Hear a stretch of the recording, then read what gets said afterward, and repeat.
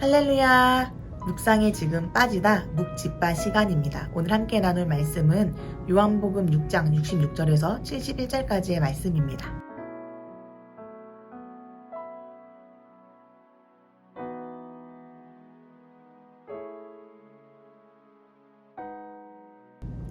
예수님의 말씀을 듣고 12제자를 제외한 많은 제자들이 예수님의 곁을 떠났습니다.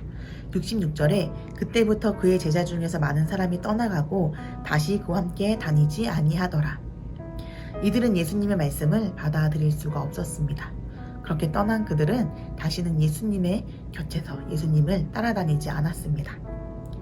그렇게 마음이 둘로 나뉘었던 제자들은 떠나가고 이제 예수님 곁에는 12제자만이 남았습니다.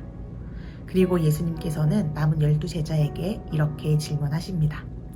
67절 예수께서 12제자에게 이르시되 너희도 가려느냐? 이 질문에 우리가 너무나 잘 알고 있는 12제자 중 대표인 시몬 베드로는 이렇게 대답합니다. 68절 시몬 베드로가 대답하되 주여 영생의 말씀이 주께 있사오니 우리가 누구에게로 가오리이까? 시몬 베드로의 고백은 마태복음 16장 16절의 말씀을 떠올리게 합니다. 시몬 베드로가 대답하여 이르되 주는 그리스도시요 살아계신 하나님의 아들이시니이다. 베드로의 고백은 사람들이 예수님의 말씀이 영생이라는 진리를 받아들이지 않는 상황에서 베드로가 예수님께 영생의 말씀이 있다고 고백한 것입니다. 그리고 69절에 우리가 주는 하나님의 거룩하신 자인 줄 믿고 알았사옵나이다 라고 고백합니다. 여기서 예수님을 하나님의 거룩하신 자라고 고백한 것은 예수님의 신성을 인정하는 것으로 볼 수 있습니다. 예수님은 저와 여러분에게 영원한 생명을 주신 우리의 구원자 되십니다. 그런데 베드로의 고백에 예수님께서는 12제자 중 한 사람은 마귀니라 라고 말씀하십니다. 그리고 이 말씀은 71절에 예수님을 판 가롯 시몬의 아들 유다를 가리키심이나 라고 말씀하고 있습니다. 가롯 유다 역시 12제자 중 한 사람이었습니다. 그러나 결국 육신의 삶을 선택하고 예수님을 팔았습니다.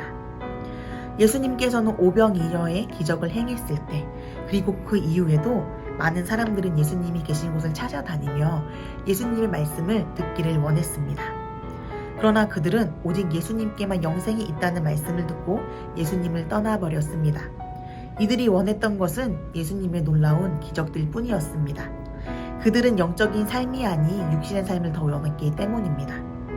그러나 예수님을 따른다라는 것은 육신의 삶을 따르는 것이 아닙니다. 겉으로만 예수님을 따르는 제자의 모습에서 벗어나 예수님의 영생의 말씀을 듣고 믿음으로 결단하는 참된 제자의 모습으로 예수님을 따라야 합니다. 우리는 날마다 확고한 신앙을 고백합니다. 그리고 하나님의 자녀로 예수님의 자녀로서 제자로서의 삶을 살기를 날마다 결단해야 합니다. 사랑하는 청정영국 여러분, 우리의 생명 되신 예수님을 그리고 오늘도 저와 여러분에게 주신 영의 양식인 말씀을 의지하여 세상 속에서 하나님의 자녀로 그리고 예수님의 제자로서의 삶을 살기로 결단하시기를 주님의 이름으로 부탁드립니다. 우리가 확고한 신앙을 고백할 때 우리의 삶에 들어와 우리를 유혹하는 것들로부터 우리는 물리치고 뿌리칠 수 있습니다. 오늘도 예수님을 따라 살아가는 여러분이 되시기를 기도하겠습니다. 샬롬.